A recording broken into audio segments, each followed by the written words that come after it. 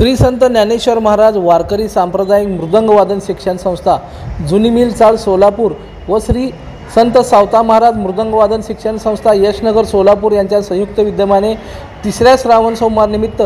श्री सिद्धेश्वर महाराज मंदिर येथे हरिभक्तपरायण ज्योतिराम महाराज चांगबले यांच्या मार्गदर्शनाखाली व हरिभक्तपरायण बळीराम महाराज चांगबले व दत्तात्रय महाराज सर्वोदय यांच्या प्रमुख उपस्थितीमध्ये भव्य अशी बाल वारकरी